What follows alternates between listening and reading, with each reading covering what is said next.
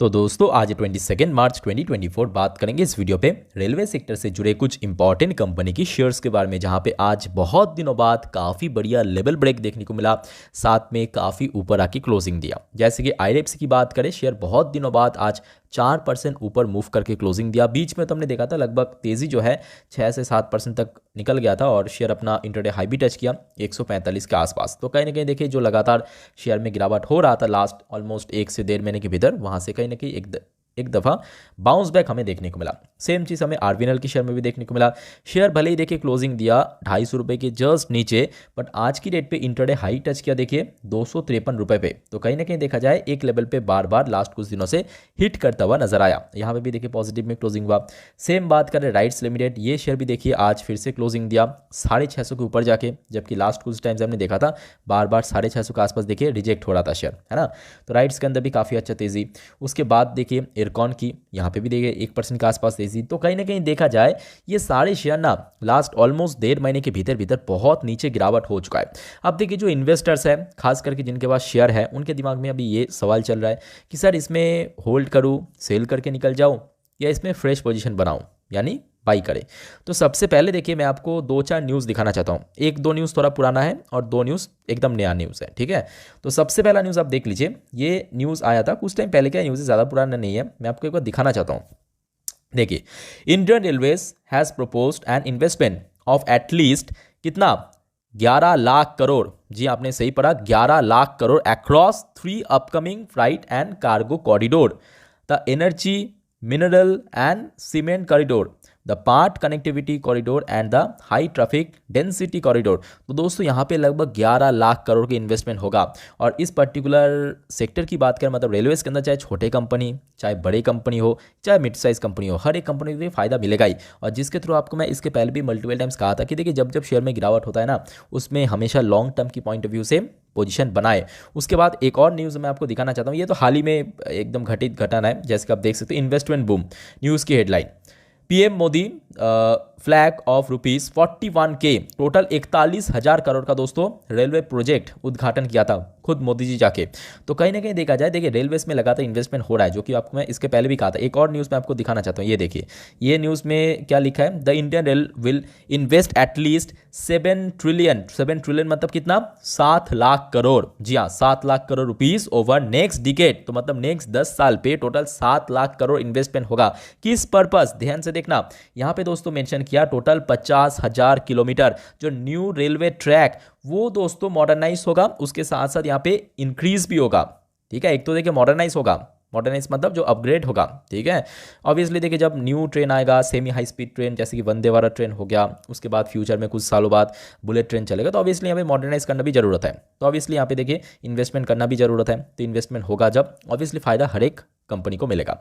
उसके बाद देखिए यहाँ पे एक एक्सपर्ट जो आपने शायद नाम तो सुना होगा, संजीव बसिन जी ने ये कहा कि एक्सपेक्ट 1 मोर रैली बिफोर इलेक्शन। तो इलेक्शन का पे ऑब्वियसली जो मतलब मई के आसपास ही होगा, अप्रैल के एंड से शुरुआत हो जाएगा, मई जून के शुरू में ही खत्म हो जाएगा, जून पे तो रिजल्ट आउट हो जाएगा।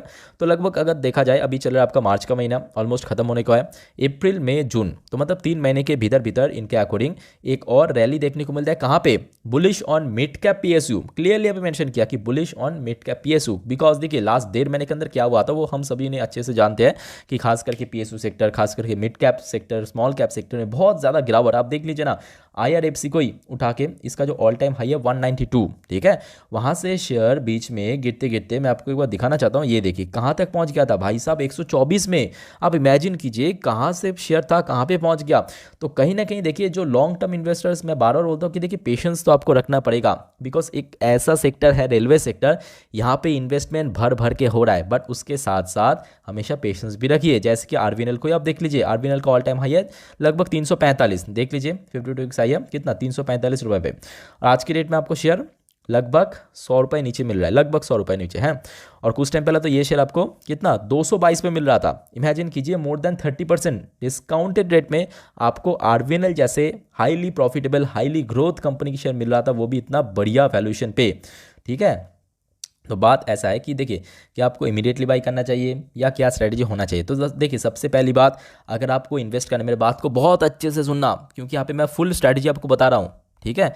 तो देखिए अगर आपको इन्वेस्ट करना है ना IRFC RVNL जैसे शेयर में, तो ये आपको मिनिमम आपको पकड़ के चलना चाहिए 5 साल मिनिमम। मैं बात कर रहा हूँ, क्या बोल रहा हूँ, मिनिमम। मिनिमम कितना, 5 साल। सपोज जैसे कि आपने 1 लाख रुपए एफडी में रखता, तो वहाँ पे क्या आप रोज मैनेजर के, बैंक मैनेजर का जाके पूछते हैं कि सर कितना इंक्रीज़ हुआ, सर कितना इंक्रीज़ हुआ, अरे आज 10 रुपये इंक्रीज़ हुआ, ओके। तो ऐसे नहीं करते ना। तो ये बहुत ही, मैं बोलूँगा, फ्यूचरिस्टिक कंपनी है जहाँ पे खुद गवर्नमेंट की सपोर्ट है, जहाँ पे लगातार भर भर के, कोई छोटा मोटा इन्वेस्टमेंट नहीं, लाखों करोड़ का इन्वेस्टमेंट हो रहा है। और जो सेक्टर में देखिए ऐसा ग्रोथ हो रहा है, ऐसा इन्वेस्टमेंट हो रहा है, तो ऑब्वियसली शेयर प्राइस मूव करेगा। अब देखिए जैसे लोग एक्चुअली फंसता कहाँ पे मालूम है, लोग फंसता यहाँ पे है उनकी गलत एक्सपेक्टेशन। गलत एक्सपेक्टेशन मतलब लोग चाहते हैं कि हमारे पोर्टफोलियो हमेशा बढ़ता जाए, बढ़ता जाए, बढ़ता जाए, कभी ना गिरे, ना गिरे। अब देखिए ये तो गलत एक्सपेक्टेशन है ना। जैसे तेज़ी भी मार्केट का एक पार्ट है, उसके बाद प्रॉफिट बुकिंग होगा, गिरावट होगा, ये भी मार्केट का एक पार्ट है। ये रियलिटी को आप जितना जल्द एक्सेप्ट कर पाएंगे, उतना ही मैं बोलूँगा आपके लिए मार्केट आसान होता जाएगा। ये एकदम क्लियर कॉन्सेप्ट मैं आपको ड्रॉ करके समझा दिया। जैसे कि मार्केट में तेज़ी भी होगा, उसके बाद मार्केट में गिरावट भी होगा, गिरावट के बाद कंसोलिडेट भी करेगा, जैसे कि हाल फिलहाल में शेयर चल रहा है, उसके बाद फर्दर तेजी होगा, ये भी मार्केट का एक पार्ट है, ठीक है। तो ये मैं बताना चाहता हूँ, ये है बेसिक्स। तो ये बेसिक चीज़ को आप जितना जल्दी अडॉप्ट करेंगे, उतना ही मैं बोलूँगा मार्केट आपके लिए आसान हो जाएगा। अब बात करेंगे कि आपको IRFC में इन्वेस्ट करना चाहिए, तो देखिए यहाँ पे कुछ कुछ कंपनी है जिसको डेफिनेटली बेनिफिट मिलेगा। सबसे पहले IRFC क्यों, बिकॉज ये फाइनेंसिंग का काम करता है रेलवेज के अंदर।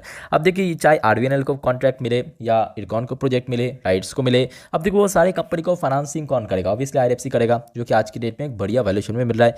तो आप अगर लॉन्ग टर्म इन्वेस्टर्स हो, मैं आपको बोलूँगा आप चाहे तो IRFC में जो करेंट मार्केट प्राइस चल रहा है, मतलब 150 के नीचे 145 हो सकता है, 140 हो सकता है, 146 हो सकता है, 130 हो सकता है, 135 हो सकता है, बाई ऑन डिप में बाई करें। But at the same time ये भी मैं साथ में ऐड करूंगा, पेशेंस भी आपको रखना पड़ेगा। आपने शायद देखा होगा कि जितना जल्दी मार्केट में गिरावट हुआ था लास्ट ऑलमोस्ट 1.5-2 हफ्तों में, अब देखिए लास्ट 2 दिन से काफ़ी हद तक रिकवर हुआ कि नहीं। वही बात है, मार्केट में जैसे गिरावट भी टेम्पोररी है, जो तेज़ी है वो भी टेम्पोररी है, बट अल्टीमेटली लॉन्ग टर्म में क्या होगा वो दोस्तों मैटर करता है ना। सेम चीज़ देखिए RVNL की बात करें, RVNL की शेयर भी लास्ट 5 दिन की, तो देखिए ऑलमोस्ट यहाँ पे थोड़ा बहुत रेजिस्टेंस मिल रहा था, कौन सी लेवल पे, लगभग 250 के आसपास। इसके पहले भी हमने देखा था, देखिए यहाँ पे रेजिस्टेंस मिला, 2 दिन पहले भी रेजिस्टेंस मिला 19 तारीख को, आज भी यहाँ पे रेजिस्टेंस मिला, थोड़ा सा नीचे आकर क्लोजिंग दिया। तो RVNL के अंदर आई थिंक कि 250 एक बढ़िया आपके लिए एंट्री पॉइंट भी बन सकता है। अगर इनकेस शेयर में गिरावट हुआ तो आप चाहे तो इसमें 240 के आसपास भी बाई कर सकते हैं। पर स्टिल बार बार मैं एक बात रिपीट इसीलिए करता हूँ कि लोगों के दिमाग में घुस जाए ताकि पेशेंस रखे, ठीक है। बिकॉज पेशेंस के अलावा देखिए अभी मार्केट तो कुछ नहीं मांगता आपसे, है ना। तो रिटर्न अच्छा आपको दे रहा है, तो आप भी थोड़ा पेशेंस दीजिए, बाकी देखना ऑटोमेटिकली हो जाएगा। और ये शेयर तो मैं बोलूँगा बहुत ही प्रॉफिटेबल कंपनी, जो कि हर एक क्वार्टर में हमने देखा बहुत अच्छा जो कि प्रॉफिट जनरेट किया था। सेम चीज़ राइट्स की बात करें, अब देखिए राइट्स में इन्वेस्ट करने का एक फ़ायदा है। आप पूछेंगे कैसा फ़ायदा, बहुत लोगों को शायद नहीं मालूम, ये जो सेमी हाई स्पीड ट्रेन है ना, जिसे हम बोलते हैं वंदे भारत ट्रेन, वंदे भारत ट्रेन का जो कोचेस वगैरह है वो दोस्तों मैन्युफैक्चर करता है राइट्स लिमिटेड। उसके साथ साथ और भी कंपनीज है, ठीक है, बट राइट लिमिटेड भी दोस्तों उसमें इन्वॉल्व है। तो जैसे जैसे आपको मालूम होगा कि अभी सरकार का जो प्लान है लगातार सेमी हाई स्पीड ट्रेन को बाजार में लॉन्च करना, धीरे धीरे करके जो पुराने मॉडल है, पुराने ट्रेन है, उसको चेंज करना, है ना। तो उसमें देखिए फ़ायदा राइट्स लिमिटेड को भी इक्वली मिलेगा, जिसके थ्रू हमने देखा लास्ट 6 महीने के अंदर देखिए शेयर में कितना बढ़िया तेज़ी देखने को मिला, या 1 साल को अगर हम पकड़ ले बहुत अच्छा रिटर्न दिया, है ना। हाल फिलहाल में शेयर में गिरावट हो अलग बात है, शेयर अपना इवन ऑल टाइम हाई 825 से काफ़ी हद तक डिस्काउंटेड वैल्यूएशन में मिल रहा है, और आज के रेट में शेयर क्लोजिंग भी दिया 650 के ऊपर जाकर। तो I think go for it, अच्छी कंपनी, अच्छी वैल्यूएशन पे आपको मिल रहा है। बाकी बात करें देखिए इरकॉन इंटरनेशनल, एक और शानदार कंपनी। तो देखिए इरकॉन और RVNL की बिजनेस जो है ऑलमोस्ट सिमिलर है, बट यहाँ पे मैं हमेशा प्रेफर करूँगा RVNL। आप पूछेंगे ऐसे कैसे, इरकॉन क्यों खराब है, खराब नहीं, आप चाहते इसमें जा सकते हो, बट इरकॉन मेनली काम करते हैं रेलवेज के अंदर। बट RVNL को हमने देखा रेलवेज मतलब जो बेसिक रेलवेज है, बेस, उसको छोड़ के ना कंपनी मेट्रो के ऊपर भी काफ़ी बड़ा प्रोजेक्ट मिलता है कंपनी को, जो कि इरकॉन को उतना खास नहीं मिलता मेट्रो का प्रोजेक्ट। सेम चीज़ अगर आप देखेंगे सामने बुलेट ट्रेन के ऊपर लॉन्च होने वाला है, और बुलेट ट्रेन के ऊपर भी लगातार RVNL को आपको कॉन्ट्रैक्ट मिल रहा है यहाँ पे, ठीक है, जो कि इरकॉन को उतना खास नहीं मिल रहा है। तो जिस वजह से अगर हम बात करें इरकॉन और RVNL में, तो उस केस में प्रेफर करूंगा हमेशा RVNL को। बाकी दोस्तों कोई क्वेरीज है, कोई पूछना है मेरे से, प्लीज़ कमेंट के थ्रू बताइए। फिलहाल इस वीडियो को वाइंड अप करता हूँ, आगे और भी वीडियोज़ आएगा, देखते जाइए, इस चैनल के साथ जुड़े रहिए, चैनल को सब्सक्राइब करके जरूर रखना। टेक केयर, बाय बाय, जय हिंद।